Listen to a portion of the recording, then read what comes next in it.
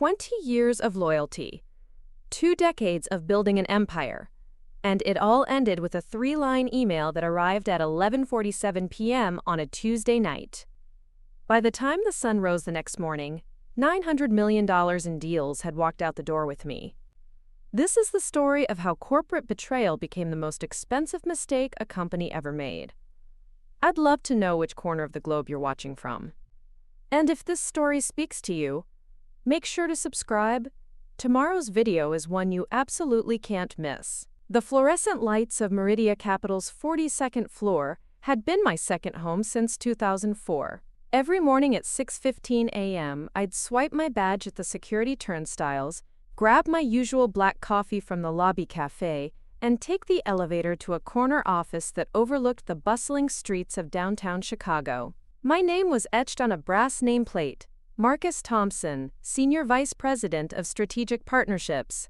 Those 20 years weren't just numbers on a resume. They were sleepless nights closing deals in Tokyo, weekend flights to London for emergency client meetings, and thousands of handshakes that built relationships worth more than most people see in a lifetime. I'd started as a junior analyst fresh out of Northwestern, making $38,000 a year and sharing a cramped apartment with 2 roommates in Lincoln Park.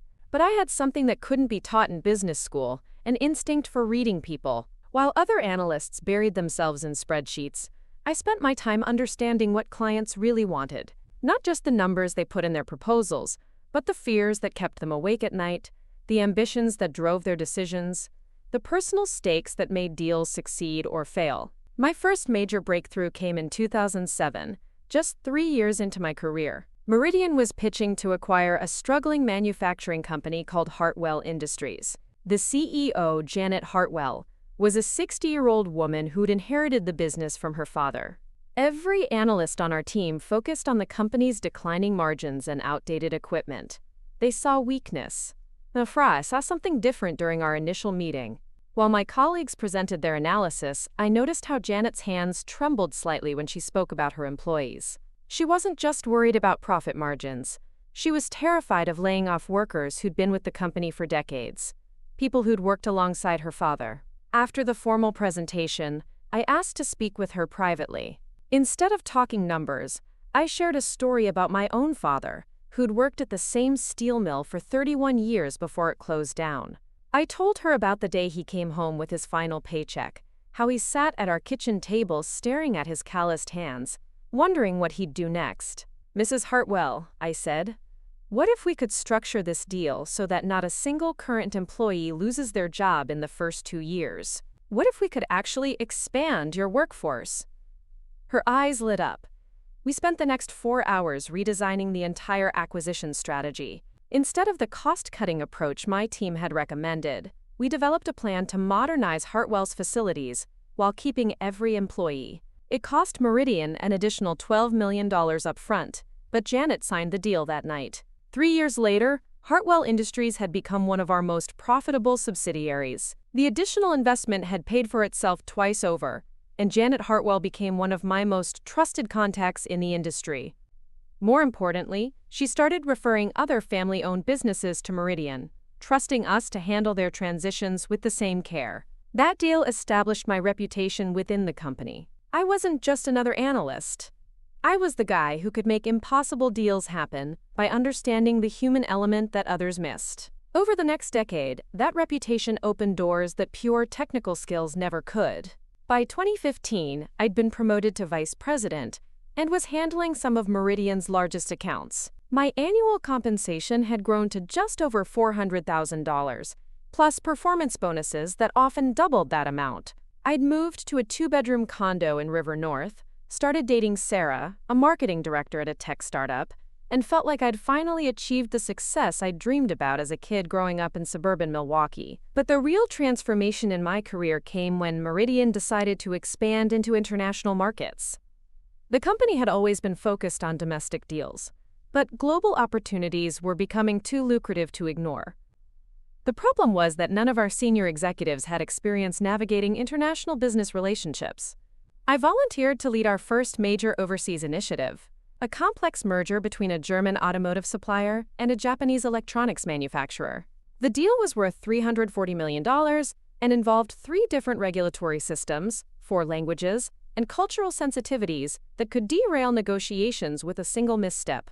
The project consumed 8 months of my life. I spent weeks in Munich learning about German corporate culture, then flew to Osaka to understand the Japanese company's decision-making process. I studied both languages enough to conduct basic conversations, memorized cultural protocols, and built relationships with key executives on both sides. The breakthrough came during what seemed like a casual dinner in Tokyo. The Japanese CEO, Takeshi Yamamoto, had been polite but distant throughout our formal negotiations. However, during our meal, he mentioned his passion for vintage American jazz records. I'd noticed a Blue Note Records poster in his office earlier that week, so I'd done some research. I told him about a rare Miles Davis recording I'd discovered at a small record shop in Chicago, a live performance that had never been officially released. His entire demeanor changed. For the next 2 hours, we talked about music, about the cultural connections between American jazz and Japanese appreciation for craftsmanship, about how both cultures valued improvisation within structured frameworks. By the end of that dinner, we weren't just business partners. We were collaborators working toward a shared vision. The deal closed 3 weeks later, and both companies exceeded their projected synergies within the first year. That success led to more international opportunities. I became Meridian's go-to executive for complex cross-border deals, developing expertise in European markets, Asian business practices, and Latin American regulatory environments. My compensation grew accordingly, reaching nearly $700,000 annually by 2020, plus equity stakes in successful deals. More importantly, I built a network of relationships that spanned continents. CEOs in Frankfurt had my personal cell phone number.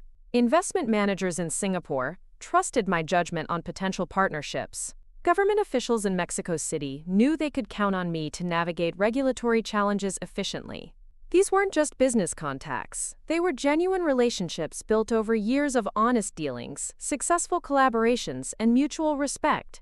When Chen Wei, the CEO of a Beijing-based manufacturing conglomerate, needed advice on entering American markets, he called me directly, bypassing Meridian's official channels.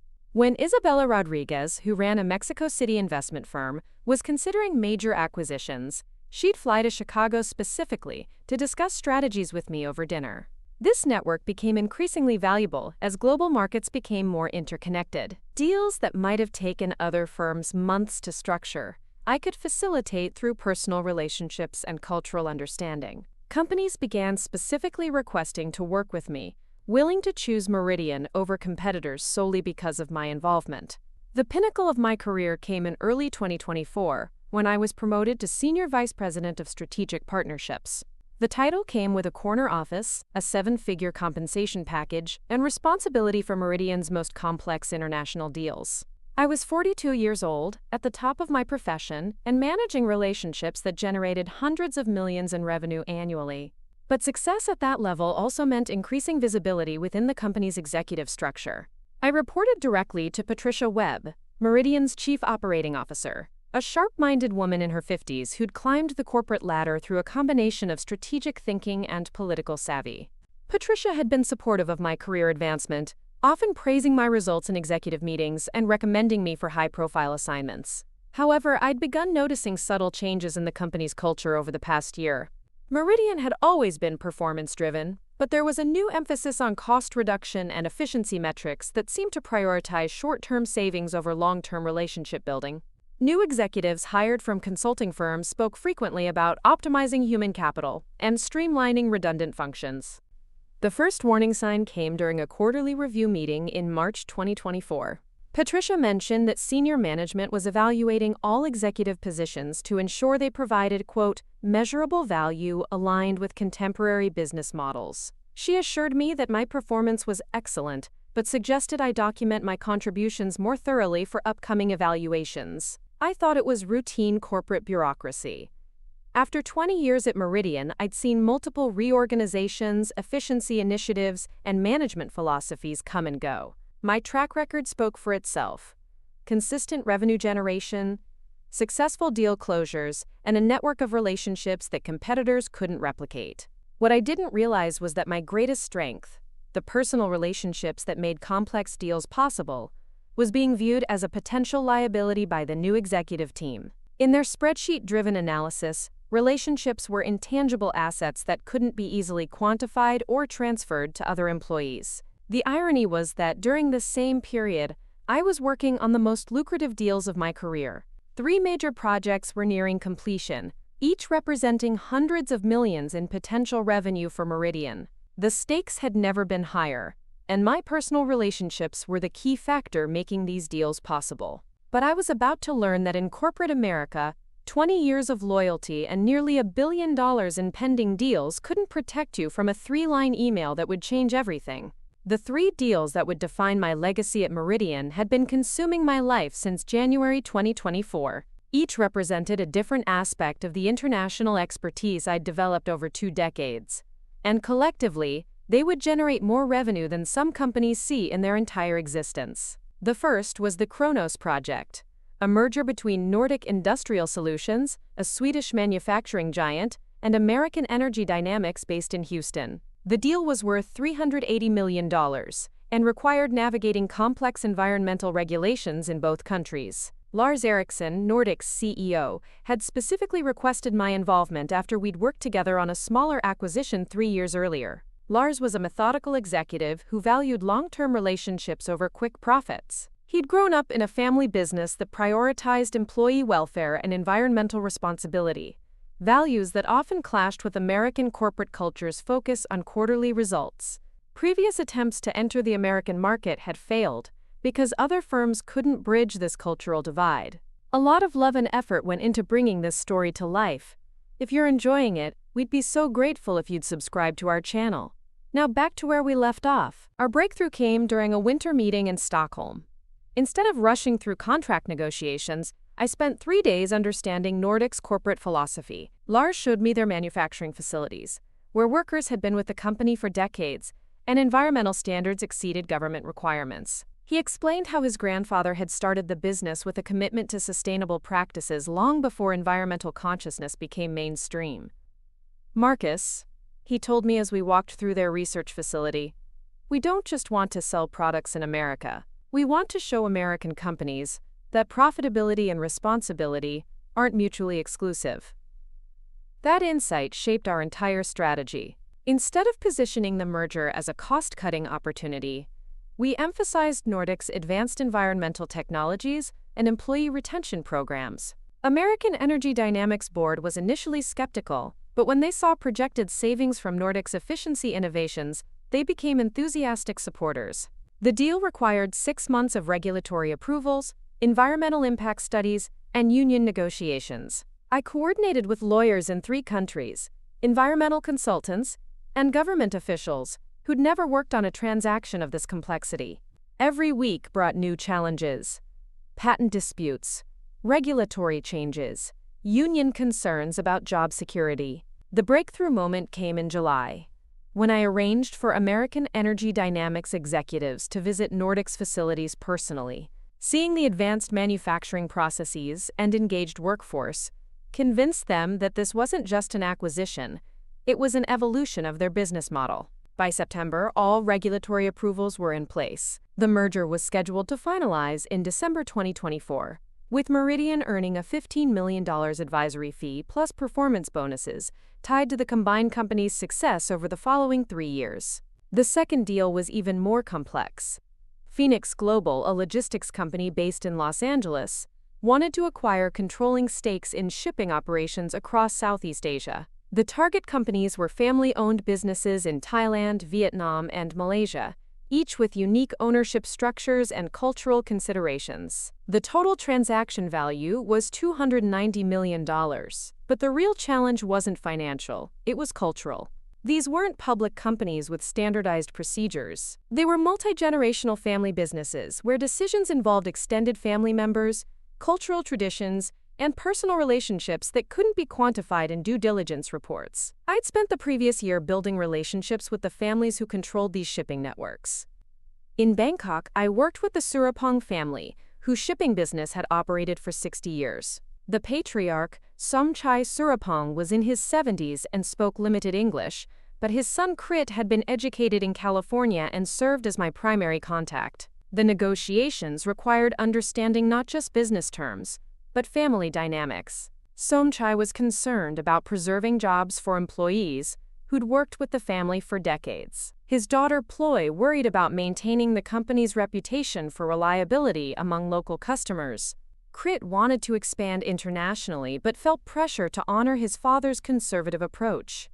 Similar dynamics existed with the other families. In Ho Chi Minh City, the Nguyen family operated a shipping network that employed over 400 people across the Mekong Delta. In Kuala Lumpur, the Ibrahim family controlled port operations that had been their primary income source for 3 generations. Phoenix Global's executives understood the logistics industry, but had no experience with Asian family business culture. Their initial approach had been purely transactional, offering cash payments for controlling stakes without considering the emotional and cultural factors involved. I restructured the entire deal to address these concerns. Instead of outright acquisitions, we created partnership structures that preserved family involvement while providing Phoenix with operational control. Each family would retain minority ownership stakes and board representation, ensuring their voices remained influential in strategic decisions. The negotiations stretched across multiple countries and time zones. I spent weeks in Bangkok, Ho Chi Minh City, and Kuala Lumpur, often conducting meetings that began with elaborate family dinners and continued for hours in languages I was still learning. Cultural nuances mattered enormously: the sequence of introductions, gift-giving protocols, even seating arrangements at formal meetings. Progress was measured in relationships rather than signed documents. Somchai Surapong began inviting me to family celebrations, introducing me to his grandchildren and sharing stories about building his business from a single truck in the 1960s.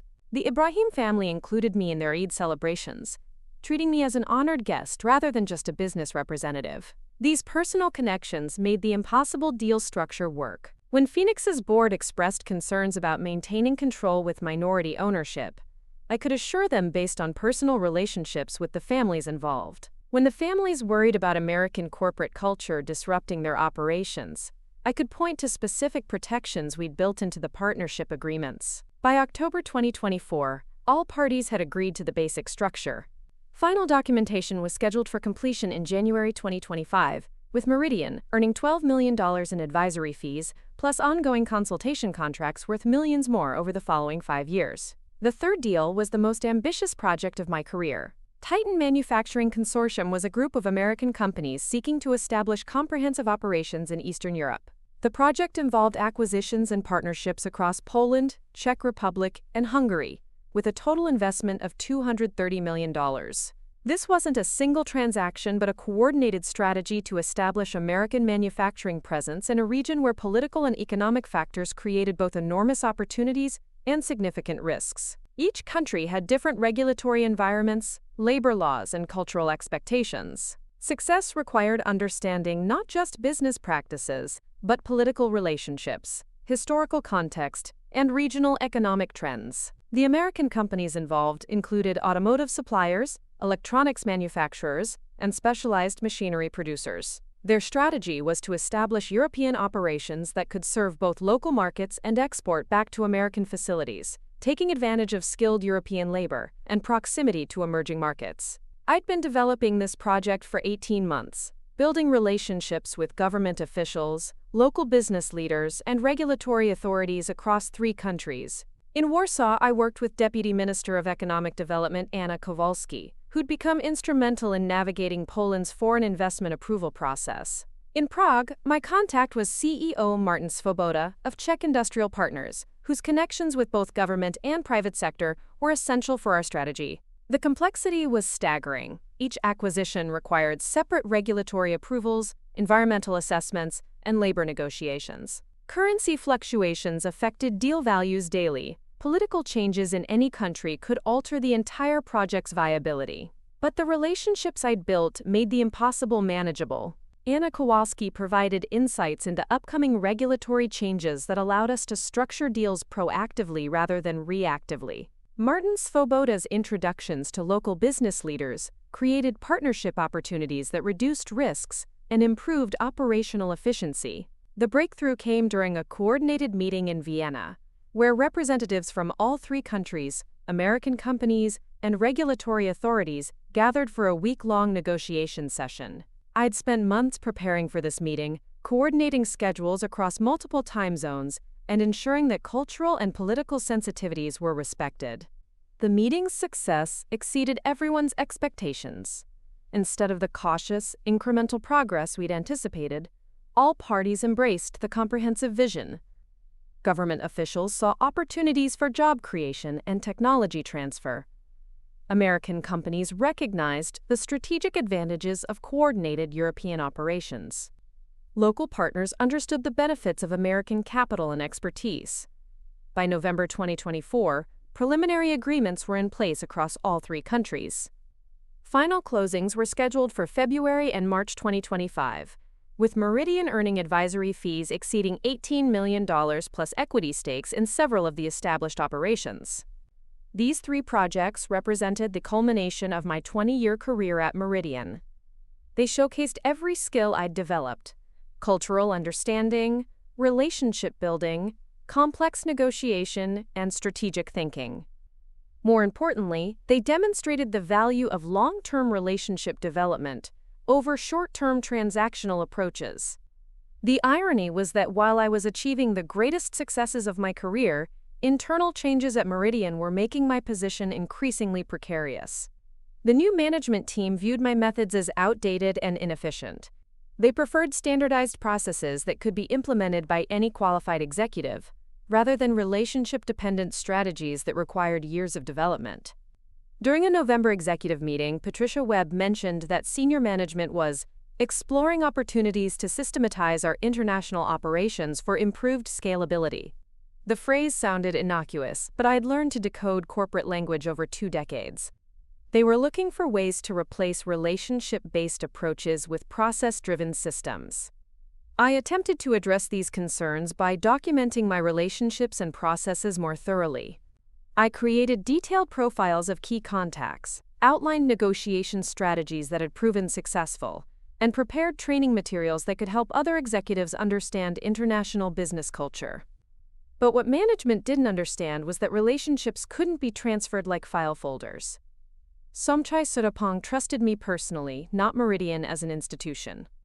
Lars Eriksson called my cell phone directly when he had concerns, bypassing official corporate channels.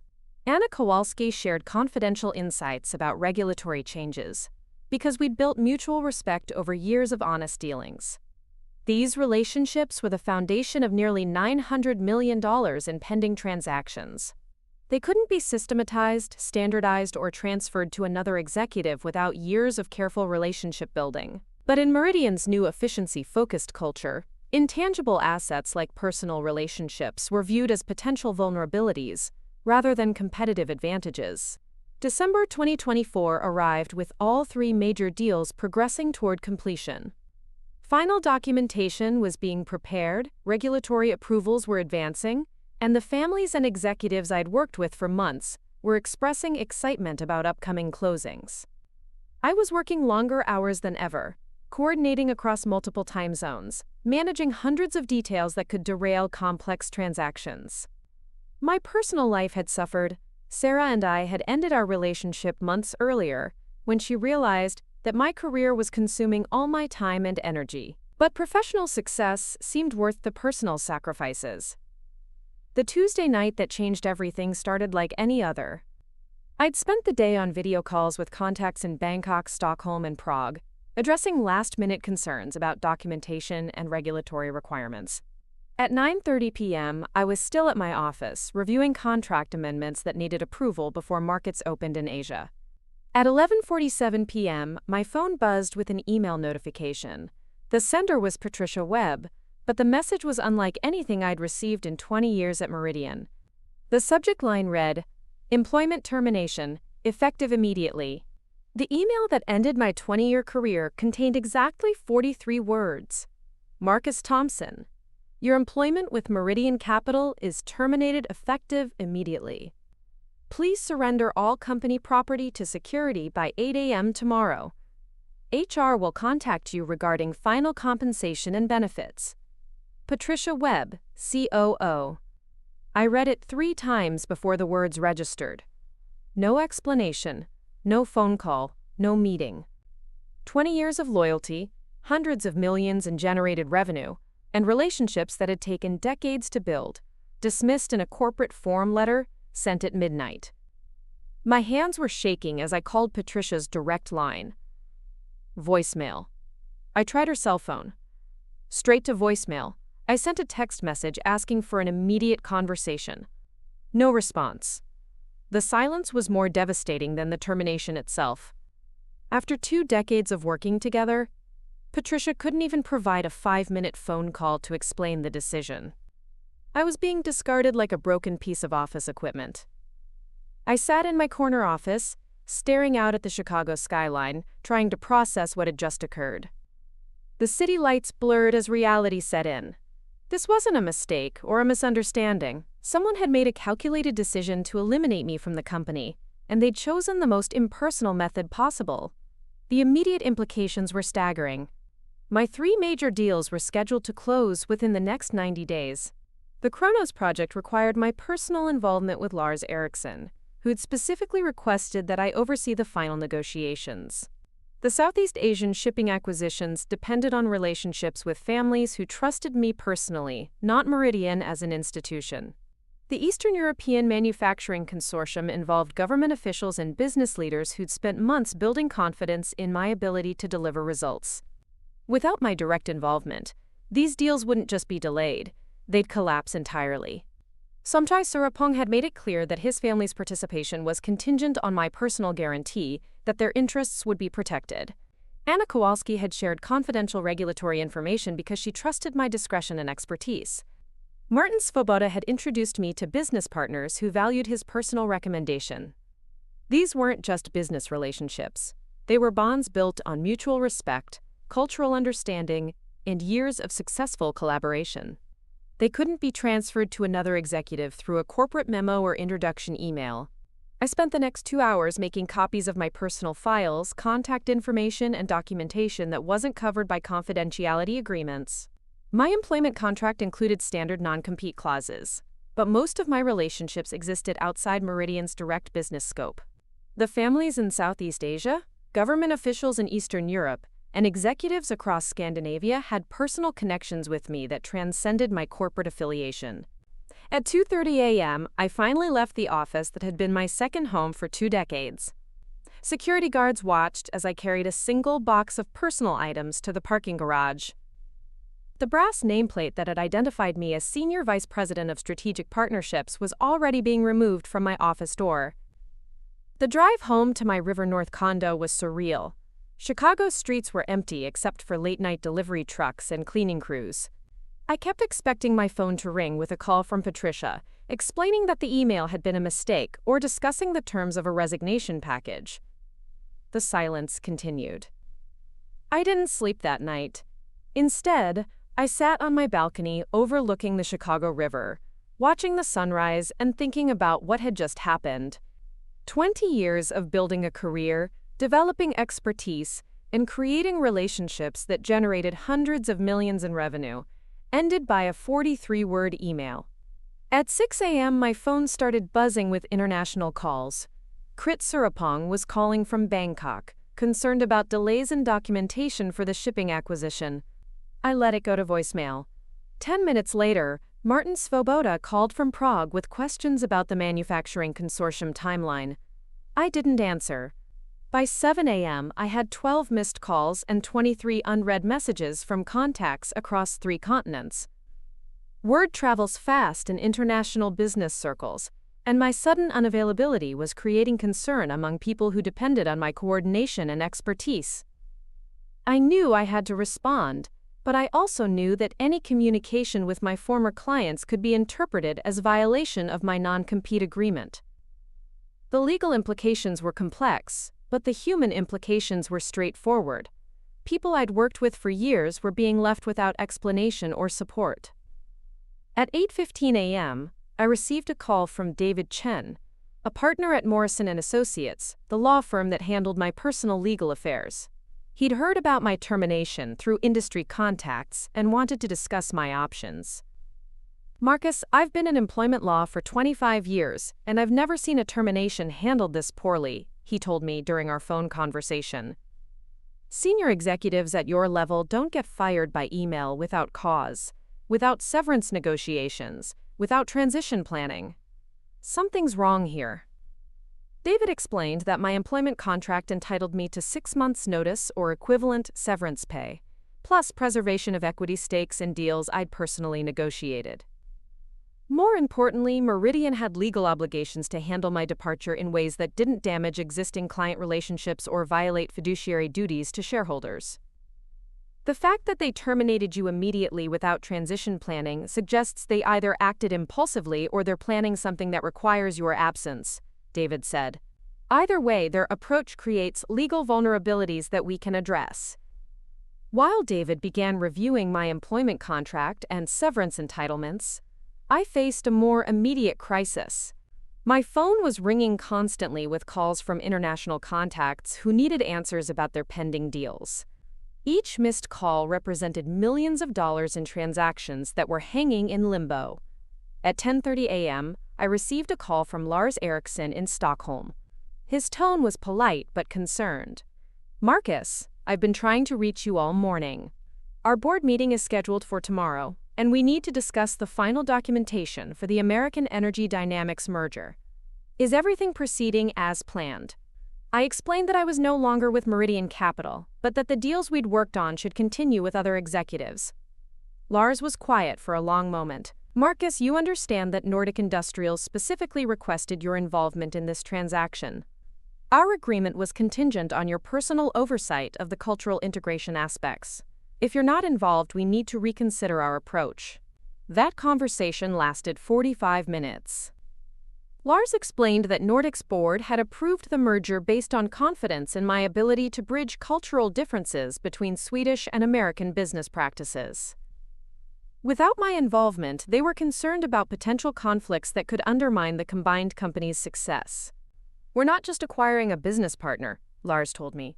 "We're entering a new market with different values and expectations. You've been our guide through that complexity. Without your involvement, we're essentially proceeding blind." Similar conversations followed throughout the day. Somchai Surapong called from Bangkok, speaking through his son Krit as translator. The family was uncomfortable proceeding with the shipping acquisition without my personal involvement. They'd spent months building trust with me personally, and the sudden change in representation felt like a betrayal of that relationship. Anna Kowalski called from Warsaw, expressing concerns about the Eastern European Manufacturing Consortium. Government officials who'd worked with me for 18 months were questioning whether American companies were truly committed to long-term partnerships in the region. "Marcus, you understand that in our culture, business relationships are personal relationships," Anna explained. "When you suddenly disappear without explanation, it suggests instability or deception. Our officials are wondering what this means about American business practices." By the end of that first day, the pattern was clear. My termination wasn't just affecting my career. It was undermining nearly $900 million in pending transactions that depended on relationships I'd spent years developing. That evening, David Chen called with updates on his legal research. My employment contract included specific provisions about client relationships and deal continuity that Meridian had apparently ignored in their rush to terminate me. "Marcus, they've created a significant legal problem for themselves," David explained. "Your contract requires that client relationships be transitioned properly to avoid damage to ongoing deals. By terminating you immediately without transition planning, they've potentially violated their fiduciary duties to shareholders and clients."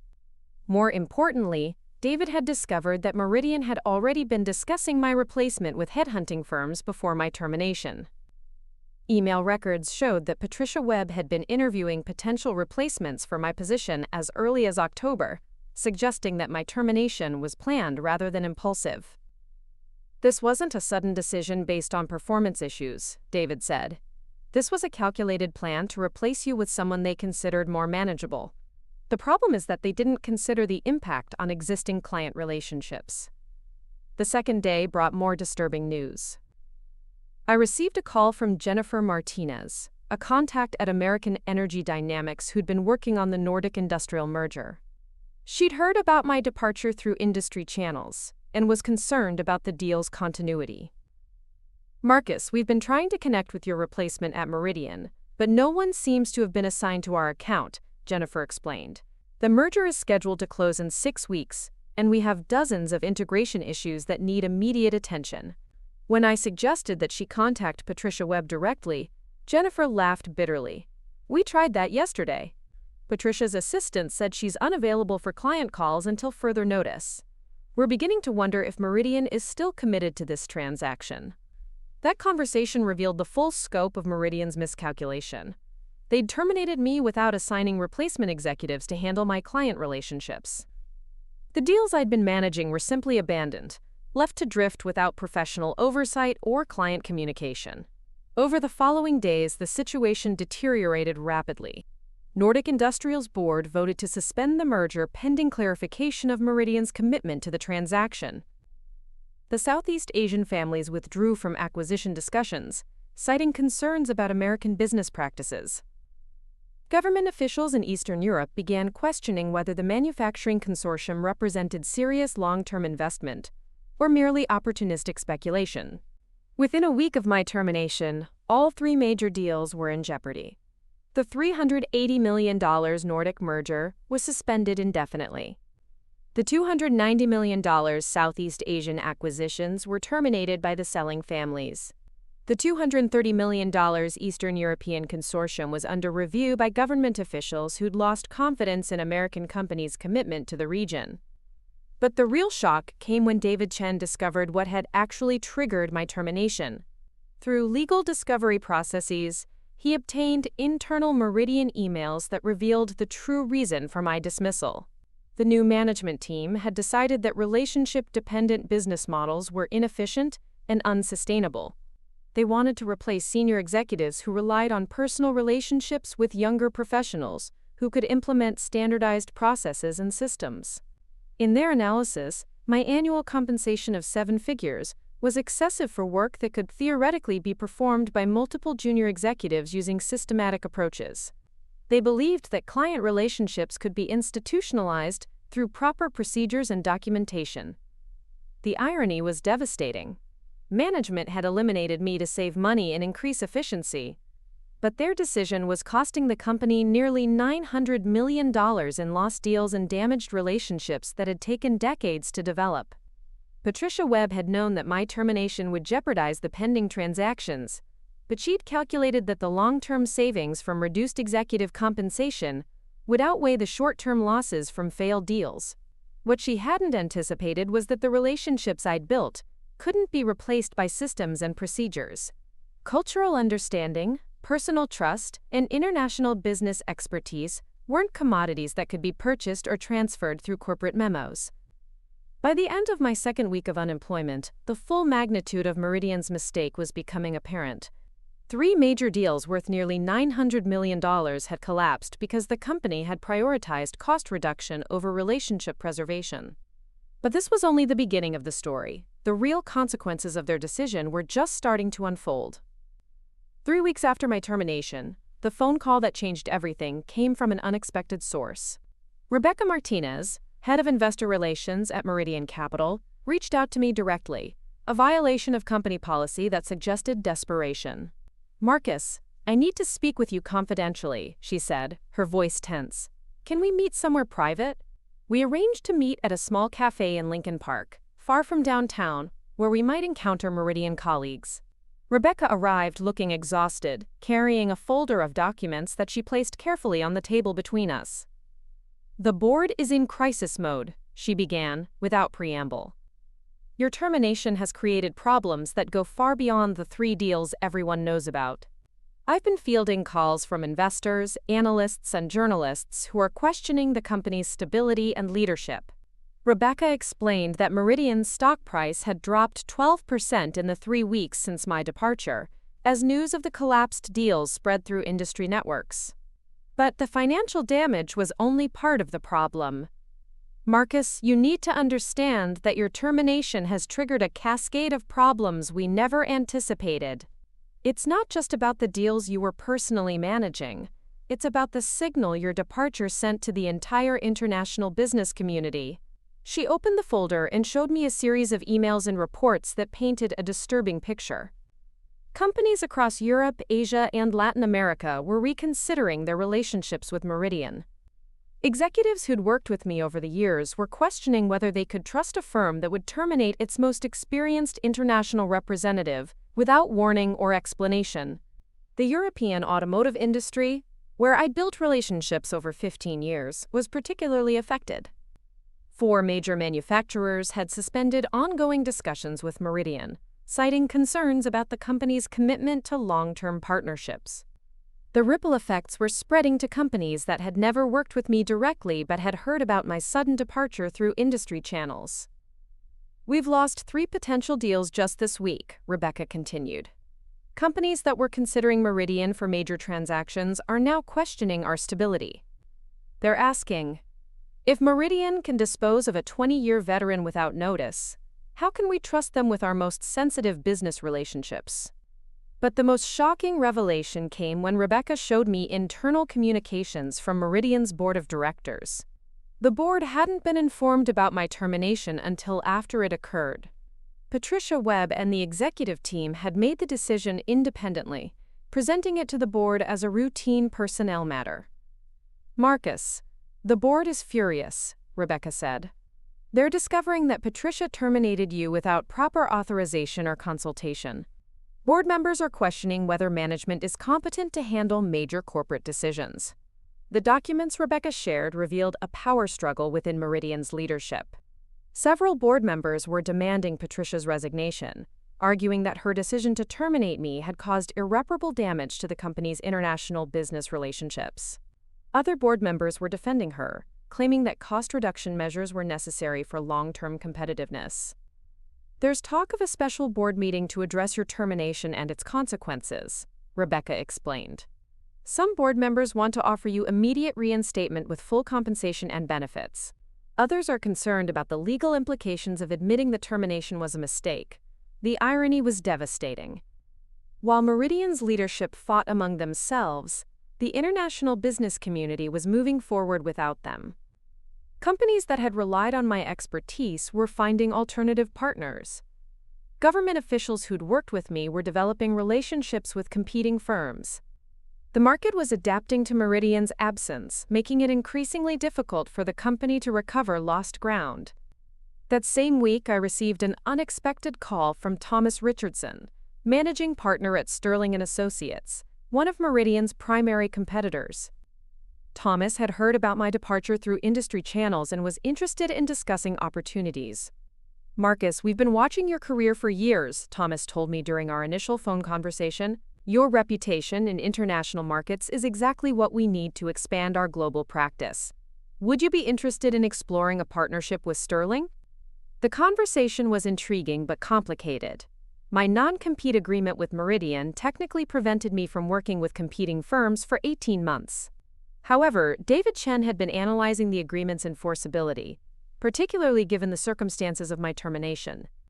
Marcus, non-compete agreements are typically designed to protect legitimate business interests, David explained during one of our legal strategy sessions. But when a company terminates an employee improperly and damages client relationships in the process, they may have forfeited their right to enforce those restrictions.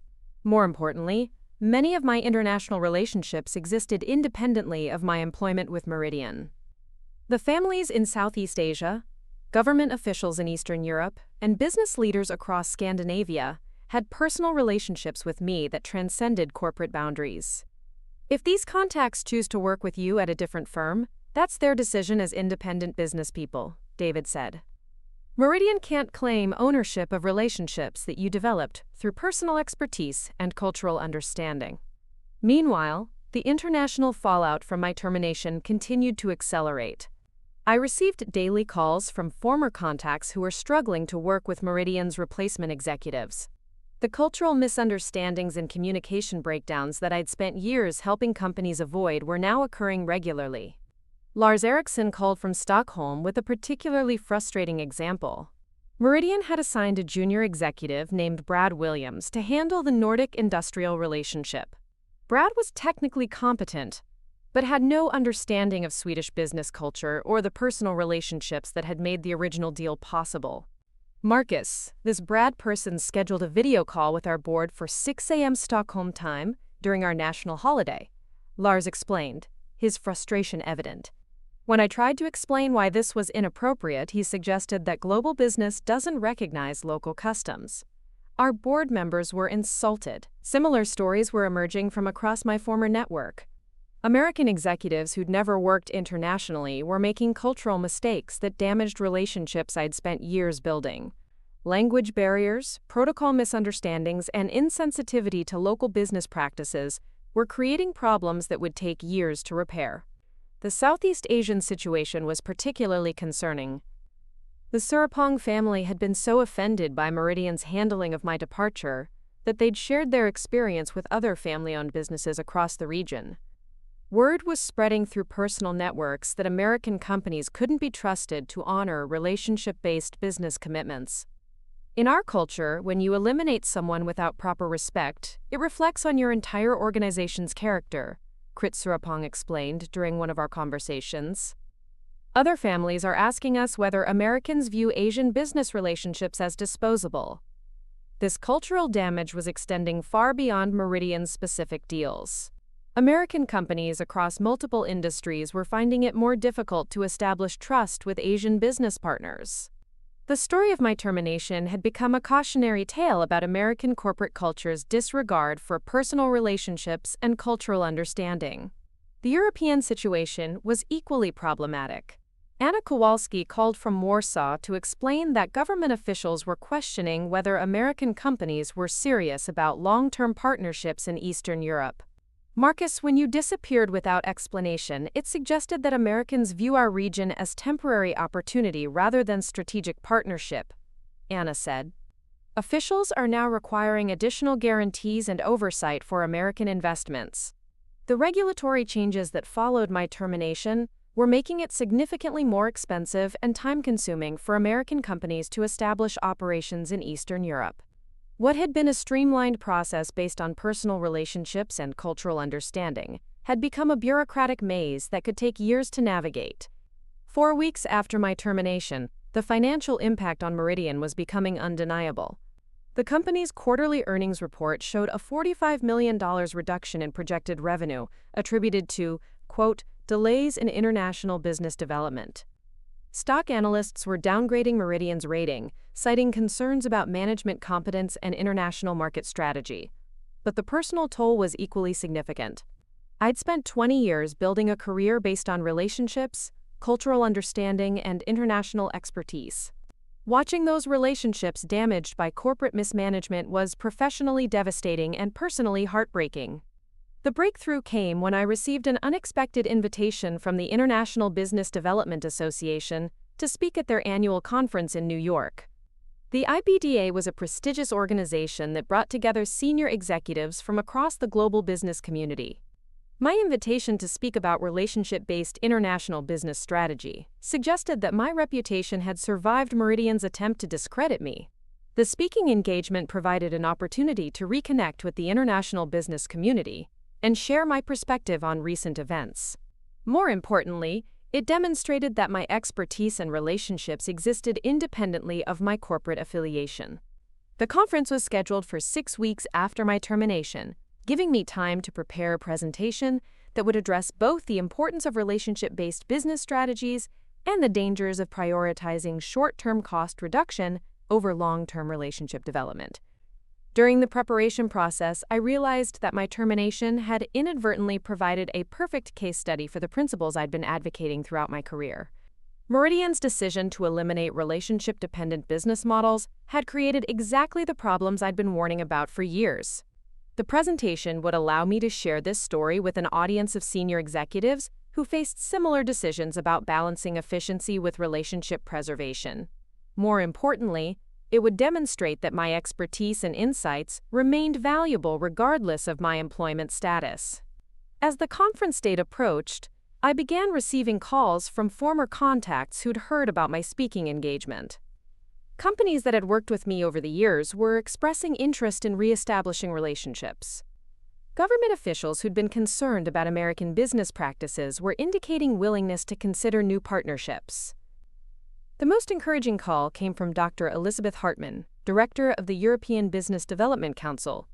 She'd heard about my termination through industry networks and wanted to discuss opportunities for consulting on cross-border business relationships.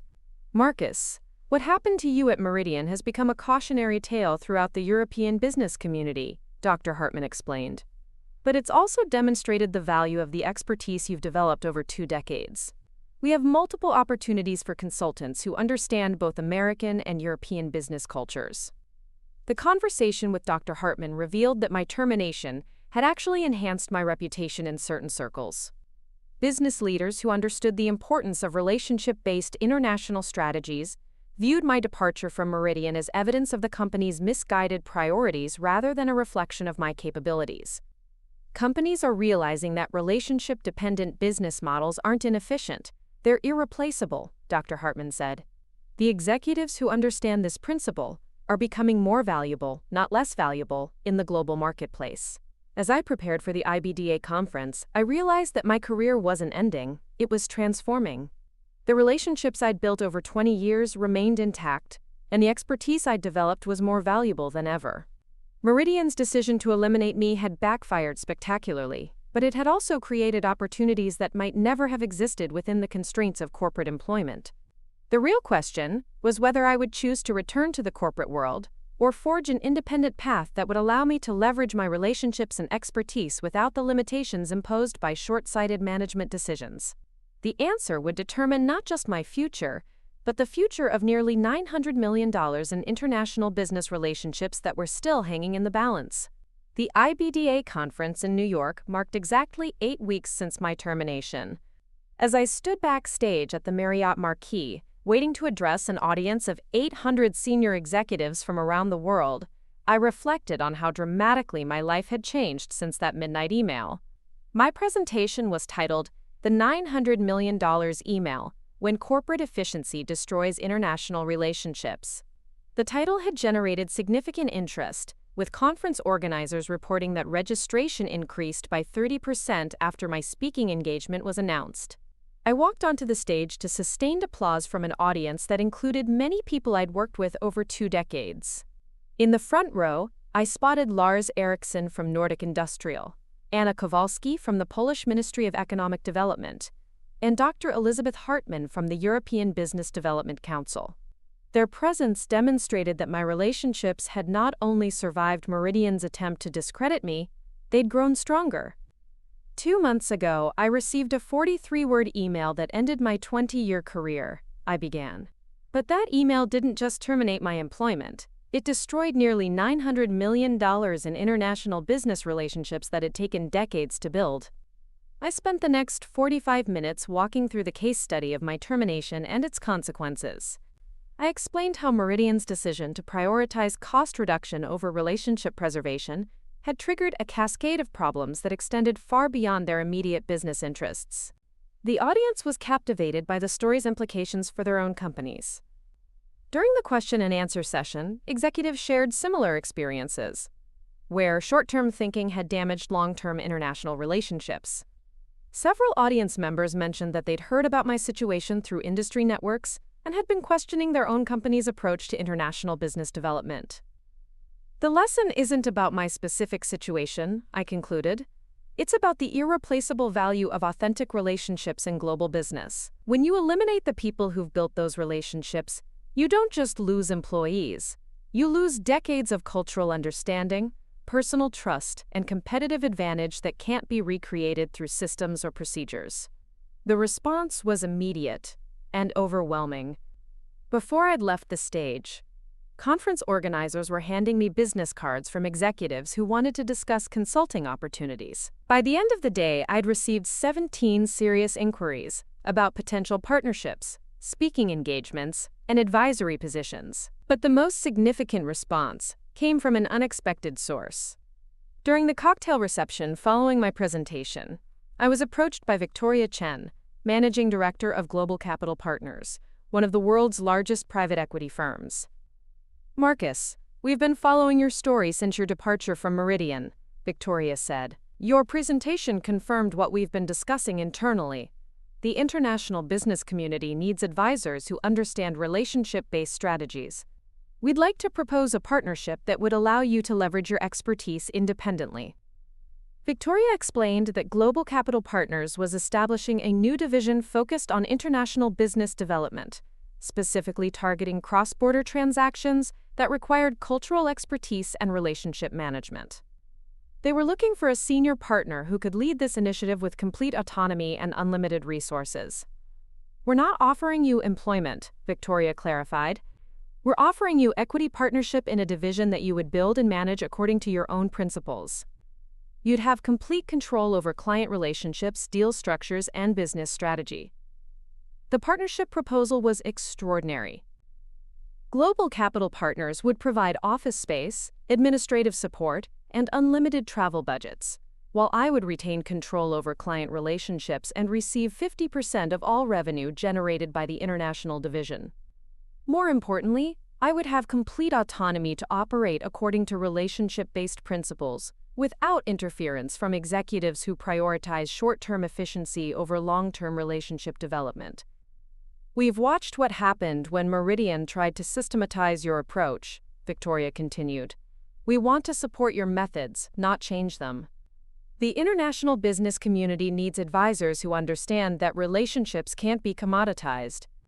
The conversation with Victoria continued for 2 hours, covering the structure of the potential partnership, the resources that would be available, and the types of clients who were seeking relationship-based international business advisory services. By the end of our discussion, I realized that my termination from Meridian had created an opportunity that never would have existed within the constraints of traditional corporate employment.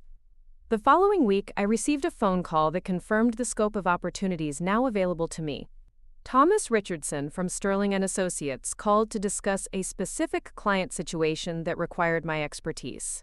Marcus, we have a client who's been trying to establish operations in Southeast Asia for 3 years without success, Thomas explained. They've worked with multiple advisory firms, but they can't seem to build the relationships necessary for sustainable operations. Would you be willing to consult on this project? The client was Pinnacle Technologies, a California-based manufacturing company that had been attempting to establish production facilities in Thailand and Vietnam. Their previous advisors had focused on legal and financial structures, but had failed to understand the cultural and relationship factors that determine success in family-owned business environments. They've spent $15 million on advisory fees over the past 3 years, without completing a single transaction, Thomas continued. The problem isn't technical expertise, it's cultural understanding. They need someone who can build authentic relationships with local business families. The project was exactly the type of challenge that had defined my career at Meridian. It required cultural sensitivity, relationship building, and the patience to develop trust over time rather than rushing toward immediate results.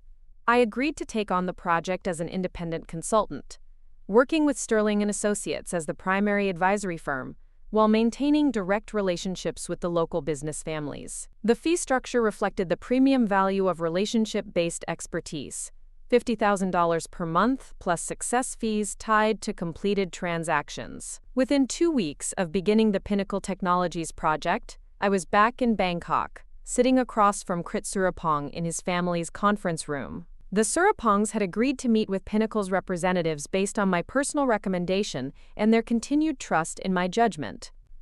Marcus, we heard about what happened at Meridian, Krit said during our initial conversation.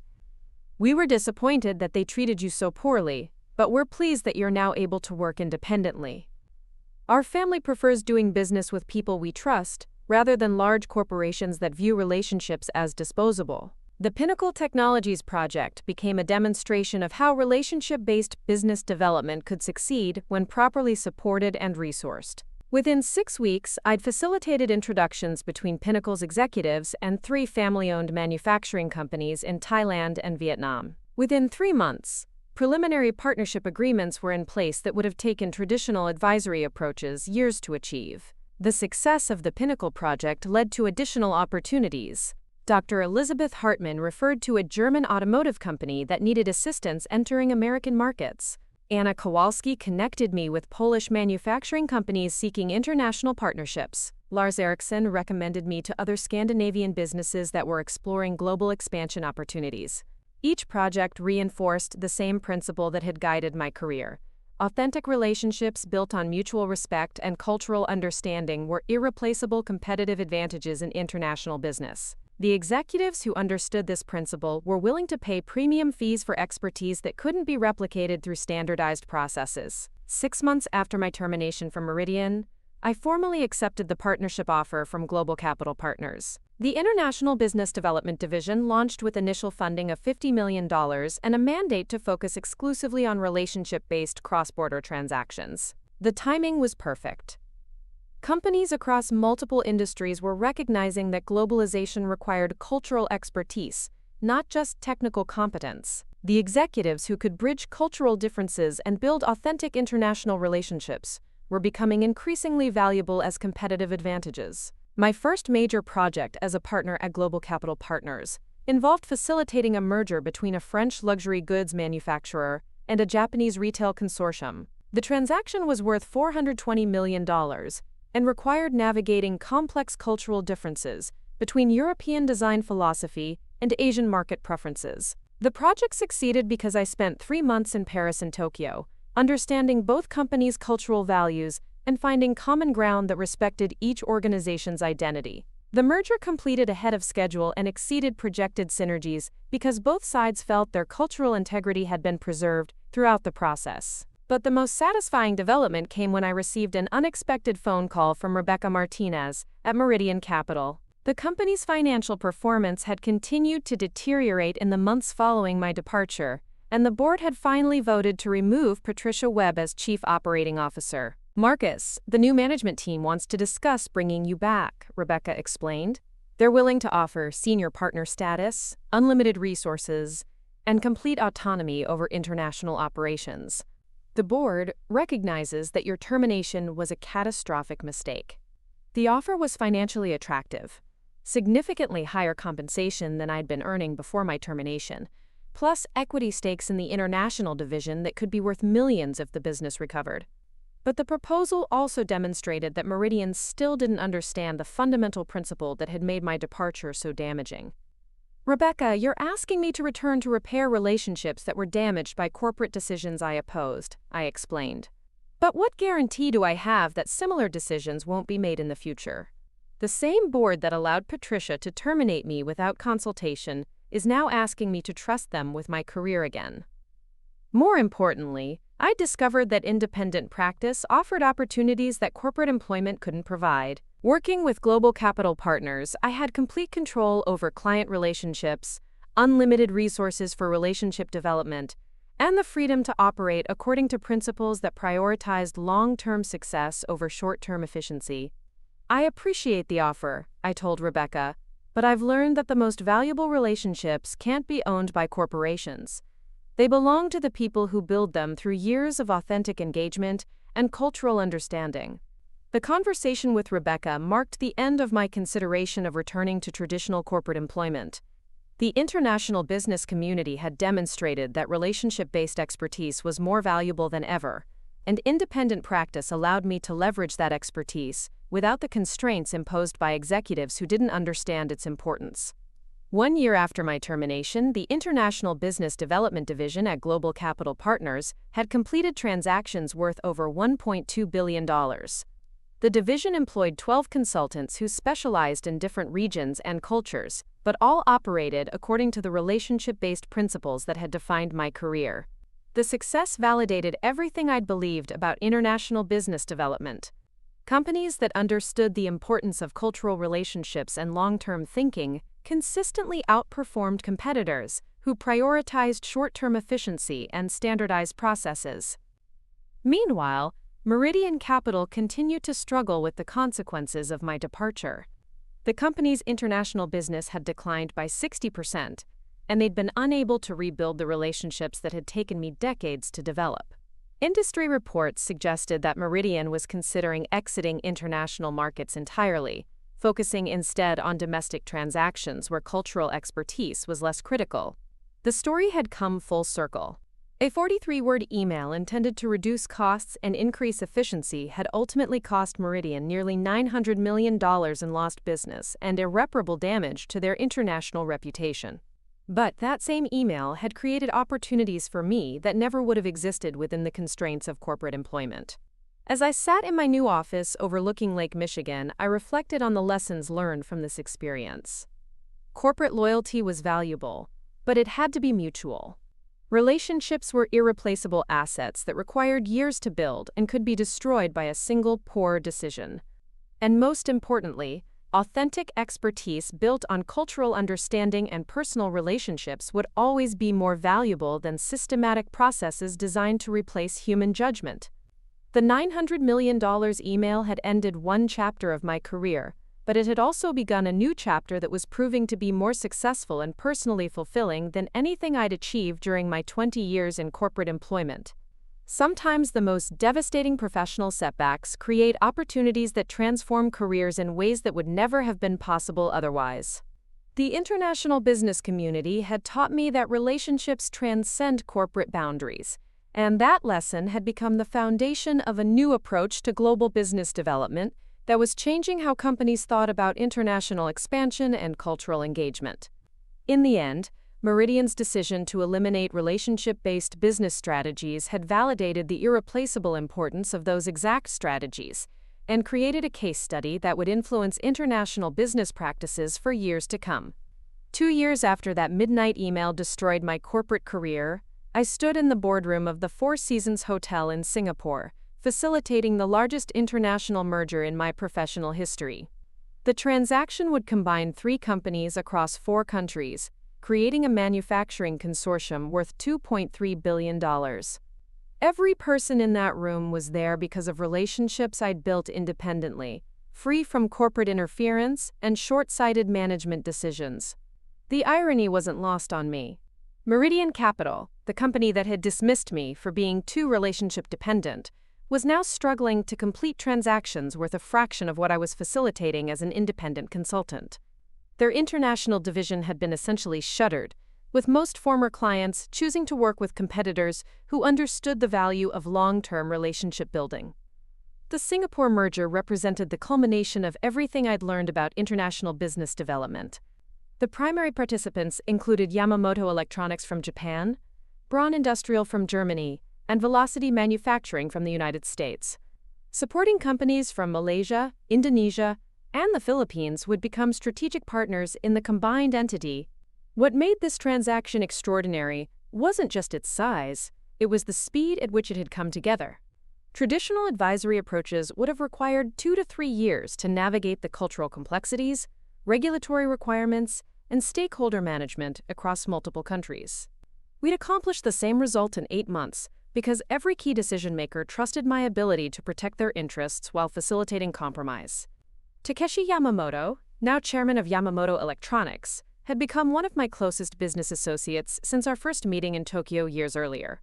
His company's participation in the Singapore consortium was contingent on my personal involvement, a condition that now seemed routine rather than extraordinary. "Marcus, you understand that we're not just combining businesses," Takeshi explained during a private conversation before the final signing ceremony. "We're creating a new model for international cooperation that respects each culture while maximizing collective strengths. This wouldn't be possible without someone who speaks all our languages, not just words, but cultural values." Klaus Braun, CEO of the German manufacturing company, echoed similar sentiments. His family had controlled their business for 4 generations, and they'd never participated in international mergers because previous advisors couldn't understand their commitment to employee welfare and environmental responsibility. "Marcus convinced us that globalization doesn't require abandoning our principles," Klaus told me. "You showed us how to find partners who share our values rather than compromise our identity for financial gain." The American component was led by Jennifer Walsh, CEO of Velocity Manufacturing, who'd grown her company from a small machine shop into a $400 million operation. Jennifer had initially been skeptical of international partnerships, having heard horror stories about cultural conflicts and communication breakdowns in previous cross-border deals. "You made the impossible seem routine," Jennifer said as we reviewed final documentation. 6 months ago, I couldn't imagine working with Asian and European partners. Now I can't imagine succeeding in global markets without these relationships. The signing ceremony itself was a testament to how relationship-based business development could transcend cultural boundaries. Each company's leadership team participated according to their cultural protocols, formal presentations from the Germans, consensus-building discussions from the Japanese, and practical implementation planning from the Americans. Supporting partners from Southeast Asia contributed through established family business networks that had taken me years to understand and navigate. The financial terms reflected the trust that had developed among all participants. Instead of complex legal structures designed to protect against potential conflicts, the consortium operated through partnership agreements that emphasized shared objectives and mutual accountability. Dispute resolution mechanisms prioritized mediation and cultural understanding over litigation and adversarial proceedings. More importantly, the consortium established new precedents for international business cooperation. Environmental standards exceeded requirements in all participating countries. Employee protection provisions preserved job security across all facilities. Profit-sharing arrangements ensured that local communities benefited from global operations. This is what international business should look like, Anna Kowalski told me during the celebration dinner following the signing ceremony. She'd flown in from Warsaw specifically to witness the transaction, having followed my career development since leaving Meridian. You've demonstrated that globalization can strengthen local communities rather than exploit them.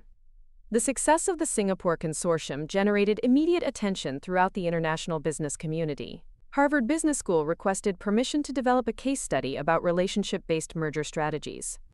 The Financial Times published a feature article about cultural integration in cross-border transactions. The World Economic Forum invited me to speak about sustainable globalization at their annual meeting in Davos. But the most meaningful recognition came from the families and executives I'd worked with over the past decade. They understood that the Singapore consortium represented more than a successful business transaction. It was proof that authentic relationships could overcome cultural differences, political boundaries, and economic disparities.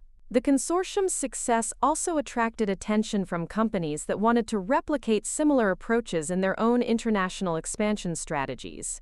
Within 6 months of the Singapore signing, Global Capital Partners' International Business Development Division had received inquiries from 43 companies seeking relationship-based advisory services. Each new project reinforced the same principles that had guided my career since those early days at Meridian. Cultural understanding couldn't be shortcuts through standardized processes.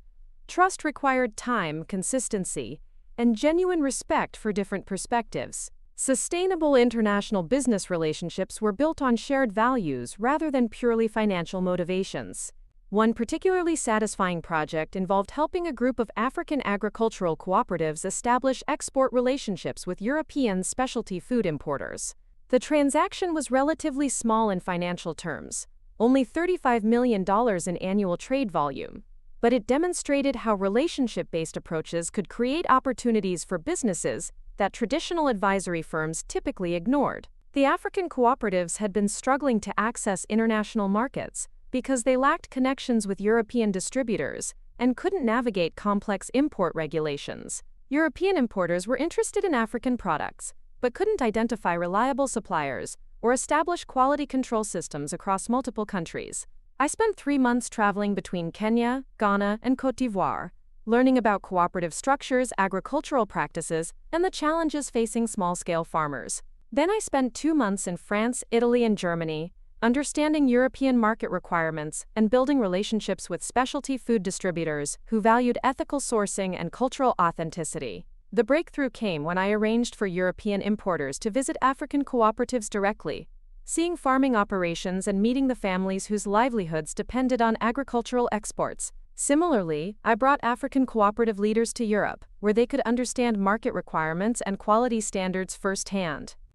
The resulting partnerships created sustainable income streams for thousands of African farmers while providing European consumers with high-quality products that met both ethical and commercial standards. More importantly, the relationships were structured to ensure long-term mutual benefit rather than short-term exploitation. Marcus helped us understand that international trade doesn't have to be exploitative.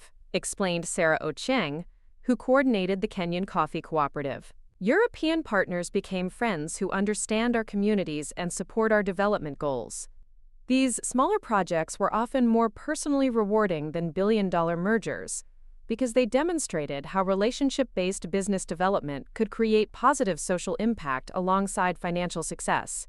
They also attracted clients who valued cultural sensitivity and sustainable business practices over purely financial optimization. As my independent consulting practice evolved, I began developing training programs for other executives who wanted to understand relationship-based international business strategies. The curriculum covered cultural awareness, language fundamentals, negotiation approaches that respected different decision-making styles, and long-term relationship maintenance across cultural boundaries. The training programs attracted executives from companies that had experienced cultural conflicts in previous international expansion attempts.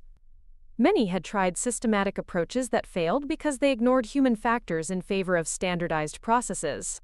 We spent 2 years and $8 million trying to establish operations in Latin America using traditional consulting approaches, explained David Rodriguez, International Director for a Texas-based energy company. Your 3-month cultural immersion program taught us more about sustainable business development than all our previous advisors combined. The training programs also generated consulting opportunities, as executives who completed the curriculum often requested ongoing advisory support for their international projects. This created a sustainable business model that combined education, consulting, and long-term relationship management.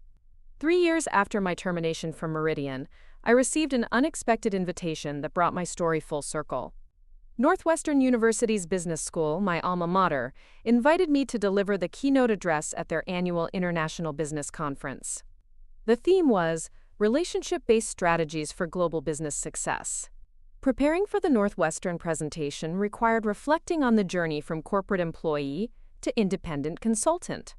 The lessons learned weren't just about international business development, they were about resilience, adaptability, and the importance of staying true to principles even when they conflicted with conventional corporate wisdom. The audience included business school students, corporate executives, and academic researchers who were studying globalization trends and cultural factors in international business. Many were familiar with my story through case studies, media coverage, or industry discussions about relationship-based business strategies. 10 years ago, I was a junior analyst at Meridian Capital. Learning that spreadsheets couldn't capture the human factors that determine business success, I began. 5 years ago, I was a senior executive managing nearly $900 million in international transactions. 3 years ago, I was unemployed, terminated by a 43-word email that destroyed decades of relationship building. Today, I'm here to share what I've learned about the irreplaceable value of authentic human connections in global business. The presentation covered the evolution of my career, the cultural lessons learned through international experience, and the principles that had guided successful relationship building across different countries and business environments. But the focus was on practical applications rather than theoretical concepts. Relationship-based business development isn't about networking or superficial cultural awareness, I explained. It's about genuine curiosity about different perspectives, patience to build trust over time, and commitment to mutual benefit rather than short-term advantage. The student questions following the presentation were particularly engaging. Many were international students who understood cultural challenges from personal experience. Others were American students who recognized that global career success would require skills that traditional business education didn't adequately address. How do you balance cultural sensitivity with business efficiency? Asked Maria Santos, a Brazilian student pursuing her MBA. My previous employers in Sao Paulo said that American business culture was too fast-paced for relationship building. That's exactly the misconception that creates problems, I responded. Authentic relationships actually increase business efficiency by reducing misunderstandings, accelerating decision-making, and creating trust that eliminates the need for complex legal protections. The time invested in relationship building pays dividends for decades. The Northwestern presentation was covered by business media, generating additional speaking opportunities and consulting inquiries. More importantly, it demonstrated that relationship-based business strategies were becoming recognized as essential skills, rather than optional enhancements for international career success. 6 months later, I received the phone call that completed my professional transformation. Victoria Chen from Global Capital Partners invited me to consider expanding the International Business Development Division into a separate company, with me as founder and majority owner. Marcus, you've proven that relationship-based international business advisory services represent a distinct market category, Victoria explained. We want to support you in creating an independent firm that can operate according to your principles without any corporate constraints. The proposal involved spinning off the International Business Development Division as Thomson International Partners, with Global Capital Partners retaining a minority stake and preferred partnership status. I would own 65% of the new company, with complete operational control and unlimited resources for relationship development and cultural engagement. The opportunity represented everything I'd learned about balancing independence with institutional support. Thomson International Partners would have the resources of a major consulting firm, but the flexibility to operate according to relationship-based principles that prioritized long-term success over short-term efficiency. We've learned that the most successful international business strategies can't be systematized or commoditized, Victoria continued. They require expertise, cultural understanding, and personal relationships that take years to develop. Thomson International Partners would specialize in exactly those capabilities. As I considered the proposal, I reflected on the journey from that midnight email to this moment of opportunity. Meridian's decision to eliminate relationship-dependent business models had inadvertently created market demand for exactly those services. Companies throughout the international business community had learned that cultural expertise and authentic relationships were irreplaceable competitive advantages. The 43-word email that had seemed like a career-ending catastrophe had actually been the catalyst for professional transformation that exceeded anything I could have achieved within corporate constraints. Sometimes the most devastating setbacks create opportunities that lead to outcomes better than the original plan. Thomson International Partners launched 18 months later, with offices in Chicago, London, Singapore, and Sao Paulo. The firm specialized in relationship-based international business development, cultural integration for cross-border transactions, and sustainable globalization strategies that respected local communities while creating economic opportunities. The client list included Fortune 500 companies, family-owned businesses, government agencies, and nonprofit organizations that understood the importance of cultural sensitivity in international operations. Each project reinforced the same principle that had guided my career. Authentic relationships built on mutual respect and cultural understanding were the foundation of sustainable international business success. Looking back on that Tuesday night when everything changed, I realized that the $900 million email had taught me the most valuable lesson of my career. Corporate loyalty, professional relationships, and business success all depend on human connections that transcend institutional boundaries. When those connections are genuine, they survive corporate restructuring, career transitions, and industry changes. The relationships I'd built over 2 decades hadn't belonged to Meridian Capital. They belonged to me, built through years of cultural learning, authentic engagement, and mutual respect. That realization had transformed not just my career, but my understanding of what creates lasting value in global business. The midnight email that ended one chapter had actually begun the most successful and fulfilling chapter of my professional life. Looking for more? We've got 2 amazing stories ready for you right on screen. If this one touched you, these are absolutely worth your time. Click to watch them now. And hey, subscribe and hit that bell to never miss our latest uploads.